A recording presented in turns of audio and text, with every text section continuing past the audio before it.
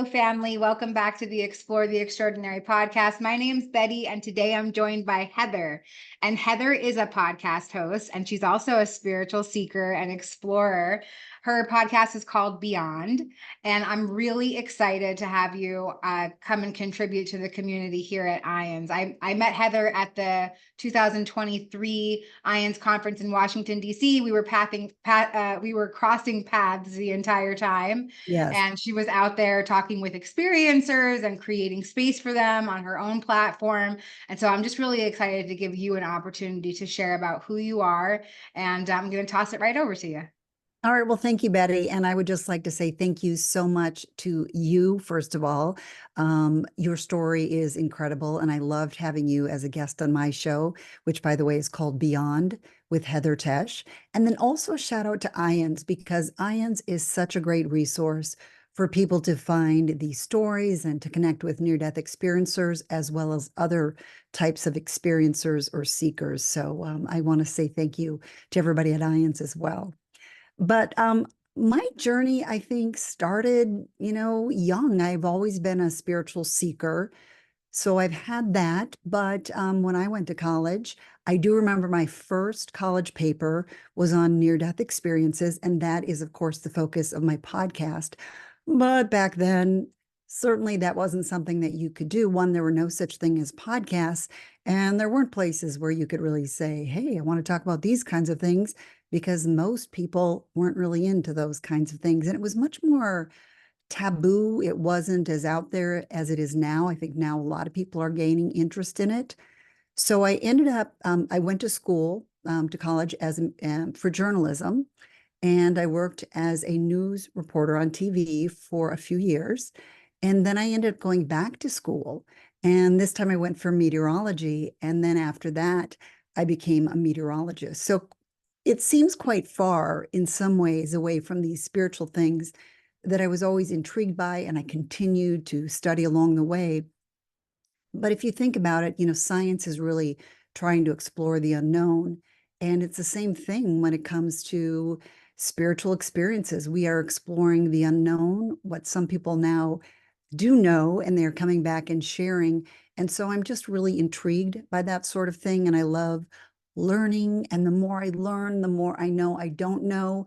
And it's just been a fascinating go for me. But so I ended up, I worked in several television stations. My husband was in the Navy, so we moved around a lot. So I worked in places like Corpus Christi, Texas, and Pensacola, Florida. I also worked in Portland, Maine. I worked in Minneapolis, Minnesota, which is where I'm from. And then also I worked in Lancaster, Pennsylvania. And so initially I was doing news reporting.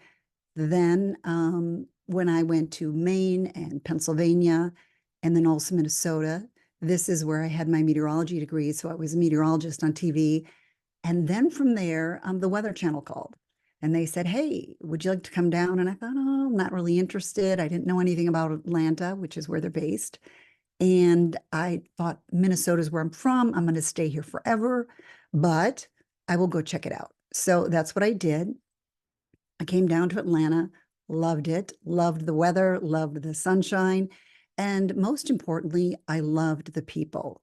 The Weather Channel was owned by a family back then, a family company, Landmark Communications, and they were really great. And they had hired great people to run the Weather Channel, and it really was a nice place to work. And so I worked there for many, many years. For about, I don't know if it was 10 or 11 years of that time, I hosted the morning show with a person named Marshall Cease, and he was a wonderful partner. And here's what I loved about Marshall, is that he always felt if he made me look good, then he looked good. And I think that is such a key wherever you're working. If you are lifting up the people around you, it is only going to lift you up and elevate you. So that was really a wonderful experience working side by side for him for over a decade. So I did that. Eventually, I went to the Weather Channel Digital. So that's what you would find on your phone when you look up the Weather Channel, and you're looking for forecasts and you see little videos. That's what I was doing for quite a while. But in May of 2023, I Well, I've been thinking about it for a while. I wanted to start this podcast, and I started to think about it during COVID because during COVID, I was shooting all of my weather videos for the Weather Channel here at home. And I started to think about, being able to create something on my own. And it took a little while for me to figure out how I was going to do it. And, the topics I would cover, would it be just near death experiences? Would I branch out to other things? And so, what would I call it? And so finally I had all of that settled, and I kind of reached out to my husband and I said, "Do you think I should do this?" And he's like, "If you don't do it now, you're never going to do it." So I left my job at the Weather Channel Digital. That was May 7th. And then on May 9th, I dropped my first episode, and I've been dropping 2 a week ever since. I also have a wonderful editor I work with, James O'Donnell. So that was one of the smartest things I did, was to hire somebody to edit, because it is not an easy task. It's a very challenging task. I would not have many episodes out if I was trying to do that myself. So I've put out 2 episodes a week, and it's growing, and it's really been an exciting experience. I have loved the people like you, Betty, that I get the opportunity to meet. I've just met so many wonderful people, and I hope I can continue to do this for quite a while. And hopefully, people will find it, discover it, and hopefully enjoy what I'm putting out there. There are other near-death experience podcasts, so there are a lot of great places that we can find this information. I think we're all a little bit different. Mine, I do focus mainly on near-death experiences. There are a couple of things that are kind of connected to that, or spiritually transformative experiences, so I cover that as well. But I also really like to dig into questions that I'm curious about, that are hopefully just a little bit deeper, and hopefully give people some information that they're seeking while they check out my channel. So I'm going to send it over to you and take a drink of my Yes, water. thank you. Thank you so much for sharing that. I'm learning about your story for the first time, if anybody else is as well. And I think that takes such courage. I would actually love for you to maybe share a little bit about what that was like. But I feel like there's probably somebody watching who's trying to make a leap in their Yes. own life, this quantum leap into a new reality. You're talking about letting go of the only life that you had ever known. You're talking about security and a dream of yours. And you just kind of said, you know what, now I have a new dream and I'm going to do that. So can you talk a little bit about what that's like? I sure can. In fact, I'll back up a little bit and I'll talk about 2 different leaps. The first leap that I took was, I was from a small town, and I thought, people that work on TV, oh, that's other people. And I think sometimes we think too small with ourselves. And I remember I was going to school for journalism, but, I didn't think it would lead to television. But there was another gal that was on my floor, on my dorm, and she was studying to be a news reporter on TV. And I thought, oh my gosh, that's so exciting. And I kind of realized that opened an opportunity, I think, in my mind, that maybe I could do this. And then my husband, who was my boyfriend at the time, he had a friend who worked at a radio station, and I was able to get an internship. And so that's when I really fell in love with the broadcasting part of it.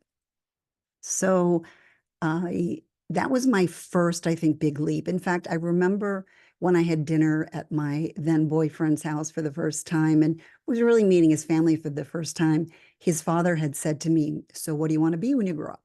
And I said, "I would like to be a news reporter on TV." And he said, "Oh, you'd like to write for people on TV?" And I said, "No, I'd like to be a news reporter on TV." And he said, "Oh, you'd like to write for people on TV?" And I think in his mind, he meant well, but it was just so beyond his concept that, anybody can do that. And then certainly now more and more opportunities are opening up because we have YouTube. So maybe kids don't think that way that we did back then. But back then, I really think I thought very limiting, and I had to work at expanding the fact that I could actually do some of these things. So I did work in that for a long, long time, many, many, many years. And it is really hard because when you start something like this, I was giving up a paycheck. I was just starting out, doing something that you don't know if you're going to succeed or fail. And that, again, is kind of how I felt at the beginning of my journalism career and then meteorology career. But like my husband said, if you're ever going to do it now. So I leapt into it and I have absolutely no regrets. I'm so happy that I did it. It's at times it's a lot of work. At times it's like, oh my gosh, what am I doing? Is this going anywhere?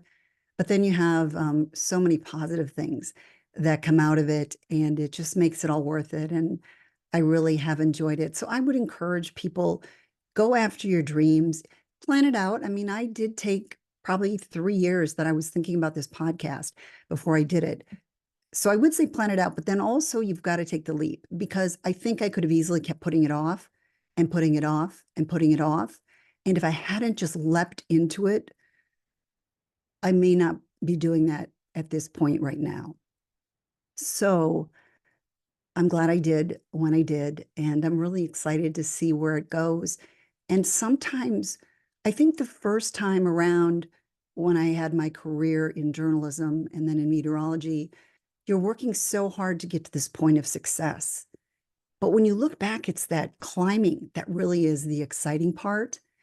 And so I really treasure that now. I realize that these are the exciting moments as it's growing, where I'm not yet where I want to be, but working towards something. And I think too often we forget how important the journey is and how wonderful the journey is. And we're so involved in what's out there and what's to come, but you're never going to achieve it because you're always going to keep raising the bar. So just enjoy the process, whatever you decide to do. I love that. Thank you. Yeah, it's a journey. It's about the journey, not the destination. My mentor tells me that all the time, because I'm like, can we just hurry up and get there already? Like, what are we doing? She's like, Yes. just enjoy the journey. So I really love that you just shared that, because I think that it is so important for us to dream big dreams. And it doesn't matter what part of our life we're in. This is not only for teenagers who are just beginning life. We can reinvent our life and what we're passionate about at any point in our life. And I really love that. I love you talking about your leaps. Thank you so much for that. So I want to talk a little bit about the podcast and about your interest in talking to spiritual experiencers. And you ask great questions. And I think that if somebody's watching this that watches a lot of near-death experience podcasts, which I assume that you probably are if you're watching an Ian's video, but you ask so many amazing questions, and I'd love to kind of hear your answers to some of those questions. Okay. So one of the things that you brought up when we had a conversation was about the fact that there's a lot of people who listen to these experiences and they think that it's something lower, it's something evil, and it's not Yes. something of God. And so I'm curious, what is your take on that? Why do you think that people comment that way? Well, I guess we won't get into what they're thinking, but how do you feel about it? Do you feel like it's a sacred experience, that it's something light and love? I know it's all about love, but I do understand where they're coming from, because I did grow up in a very conservative church, and there's a lot of guilt and shame that's put on people. And also, there's a lot of fear, because if you believe the wrong thing, then, hell is your destiny. And so many of us have been taught that I do understand it is really hard for people to break away from that. And so I see these experiences and I'm blown away that they're all about love. They are all about kindness. And I think kindness is such a wonderful thing that we gain from these. And that is there's such a need for that in the world, especially in these days of social media. So I think it's so great that they promote kindness, but I do understand the fear, because I will say I'm 98%. I think these are amazing, but there's that small part of me that just says, I sure hope I'm doing the right thing. I sure hope I'm believing the right thing. And logically, I know I do. Even, I mean, emotionally, in so many reasons, that's so obviously right. But it is sometimes hard getting over those fears and hurdles that are placed in us when we're really young. Thank you for that. Yeah. Would you mind sharing a little bit about your transformation from coming from a conservative background into this more open-minded spiritual way of thinking? Well, I think one thing that helps is don't feel like you have to throw away what you grew up with.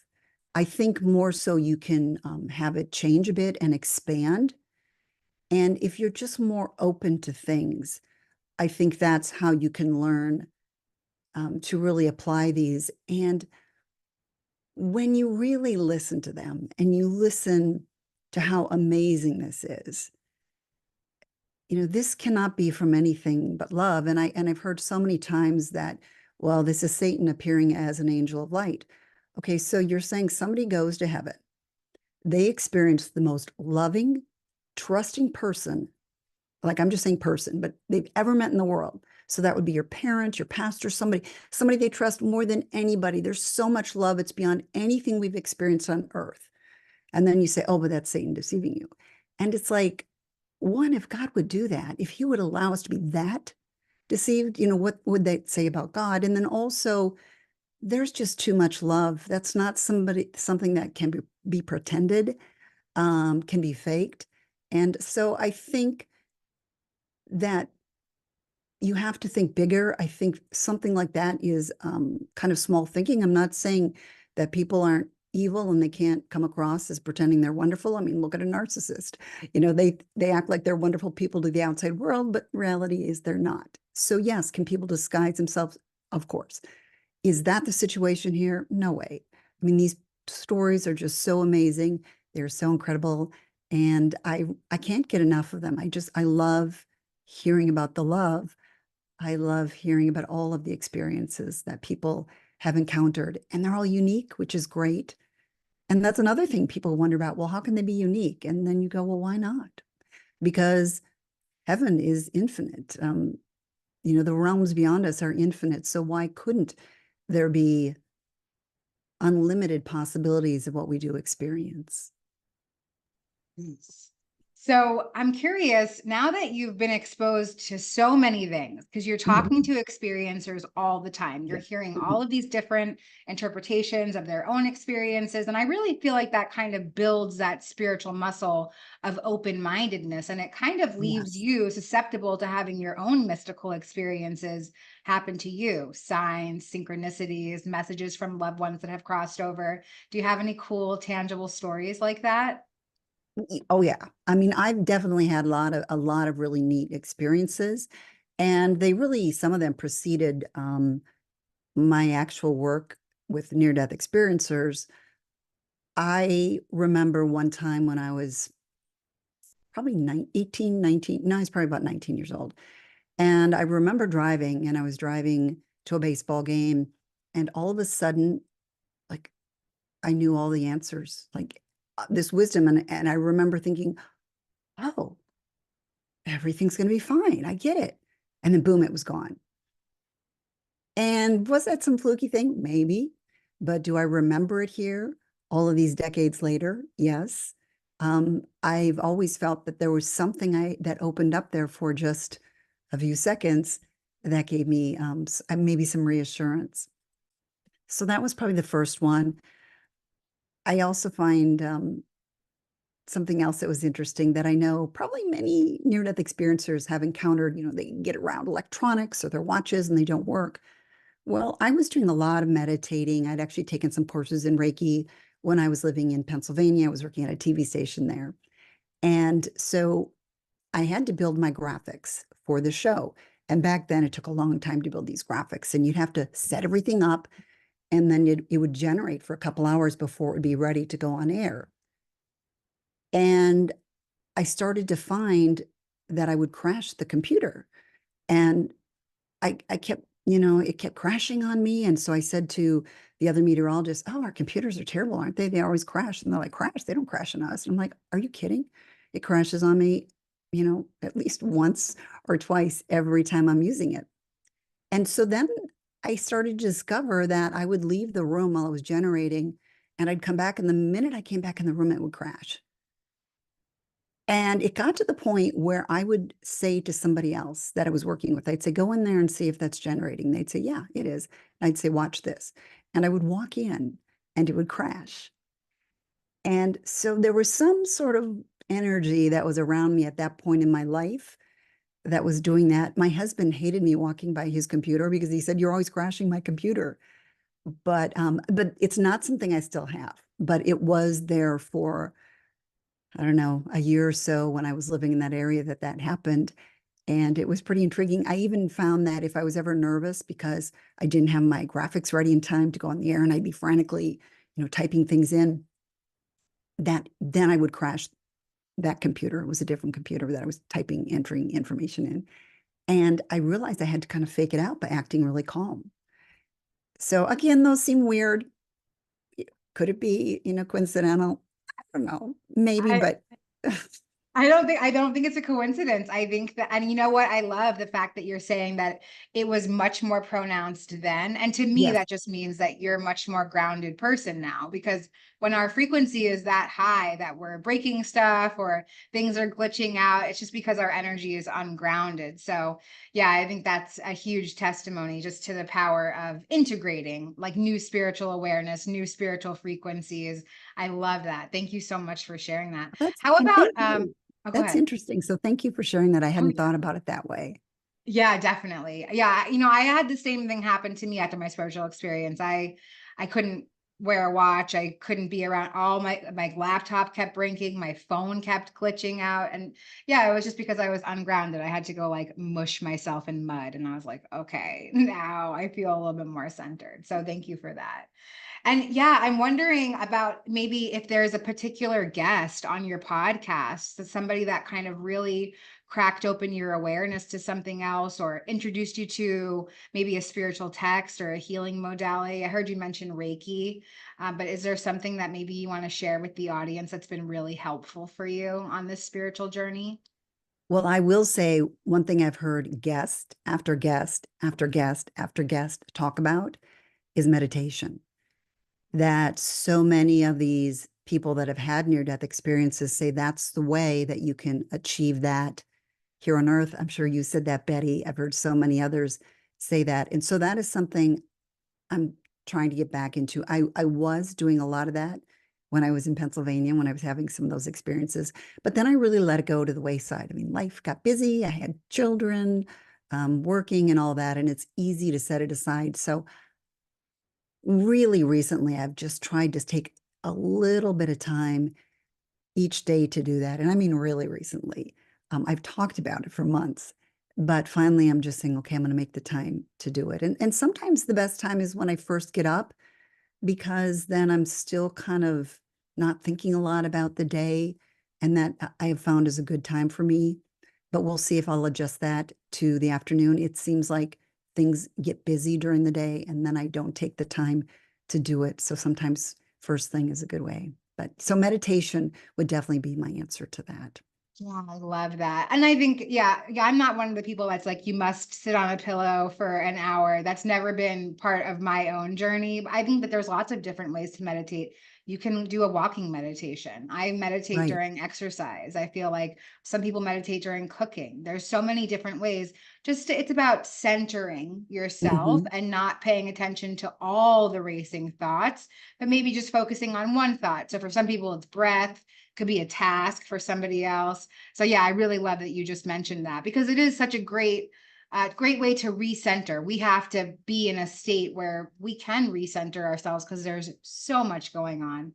And And I will add, yeah, I was saying, I'll add to that too, that I've, when I was first in my career, when I was in my early 20s, I did a lot of visualization, which I think is very similar to meditation. And I do think that that really also helped to bring around some of the same benefits, and it helps you to achieve some of your goals.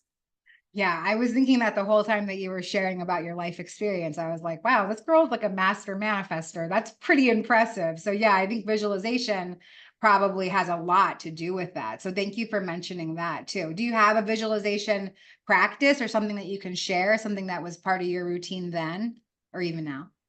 I think what I did is I just tried at that time when I was in my early 20s to really visualize where I wanted to go in my career. And I will say I do that still with my podcast. Sometimes I'll kind of visualize where I want it to go. And the key always, of course, is that you visualize it, but then you accept whatever the outcome is. Sometimes that's the hard part, is we get so focused on what we want, and we forget um, to just relax and let it happen and let it unfold, and whatever comes about, comes about. Letting go is definitely the hardest part of visualization and manifesting for certain. It's like, yeah, I want this, but okay, I don't care, but really I do care. Exactly. I'm Yeah. always trying to trick the universe. I'm like, no, really, I let it go, guys. And they're like, we know that you didn't. Yeah, that's it. You mentioned that you're a mom, and I always Mhm. ask my guests this when I'm talking to a parent, because obviously your perception has been blasted open. You're really open-minded. You're talking to experiencers all the time. And I'm wondering what it's like to have that information and be a parent. So, do you find that you bring that level of consciousness into your parenting? I don't think it's something that's a conscious act. I think it's more subliminal that I think just who I am, I really focus on kindness, on that sort of thing. So I think that's what they get from me. They see my excitement when I talk about these kinds of stories, but I let them take their own journey. They definitely have a faith and they were brought up with that, but they also are going to need to go on their own journey and how that expands over their lifetime. So I think what I've always said about these stories is that when you listen to near-death experiences, especially when one after the other, I really think they change people. And I think it's not magic, it's something better than that. It's but there you get a transformation because you're so exposed probably to that love. And I find I'm a better person for having listened to all of these. I think they make us aware of wanting to be kind, wanting to be loving toward others. And I think that's something really important. And I think it's something that our society really needs. And hopefully more and more people are getting that. And hopefully more and more people are getting exposed to these and feeling that way. It's interesting in the comments because I have some commenters that are so loving and so wonderful. And you can tell that they really are growing. And then you have others that are less so. And I think, did they hear what that guy was just talking about? So I think it's a process. It's not one that's going to change our life, but it's the accumulation of hearing your story and other people's stories that really is going to change the world. Yeah, I always find it so fascinating when people are hurtful or harmful in comments of near-death experience stories. And I always just think, but you watched the whole thing. Why you watched the whole thing just to kind of be harmful and hurtful Mhm. in the end? That doesn't make a lot of sense. But people are acting out of their own level of consciousness. And I know Right. that if I could have an awakening, anybody can. So, I just hold that Exactly. vision. So They're where I they and they're where they are.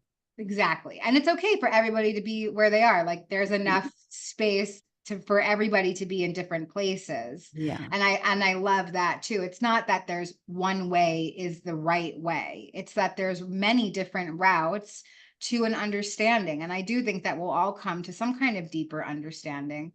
I'm curious what your family thought about your shift from one career to now doing this. Was everybody loving and accepting? Did some people think that you were kind of off your rocker?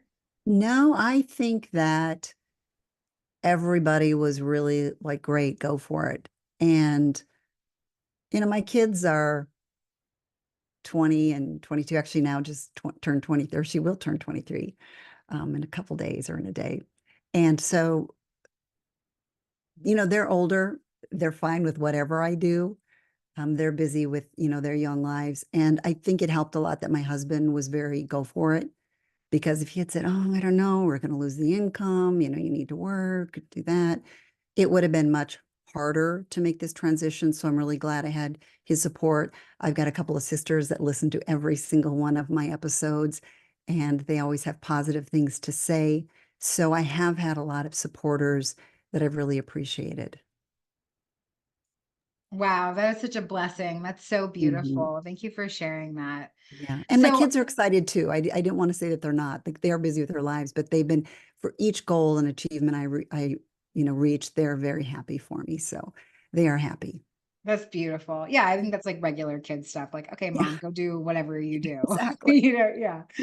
I really have enjoyed getting to know you more and listening to you be vulnerable and share about your life. It's such a beautiful gift to be able to stand in our authenticity and just really kind of share. I'm Yes. curious if there's maybe a spiritual teaching or a spiritual concept that you'd like to share with the audience, something that's really helped you along the way or something that you wish more people knew about.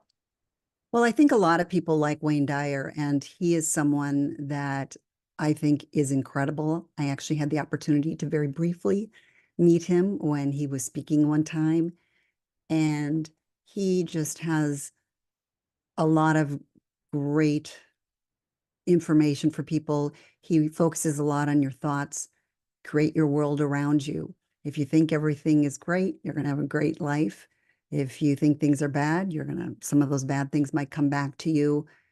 And I think that is a really great way to look at life. That's not to say there's not going to be hardships. We all go through struggles and hard times, but I do think the more we can keep refocusing our mind on the positive things, it really will help us to go farther. And I still struggle with various things, but I do try to keep reminding myself. And that's where I think meditation and just positive thinking and that sort of thing can help play a role in your mind.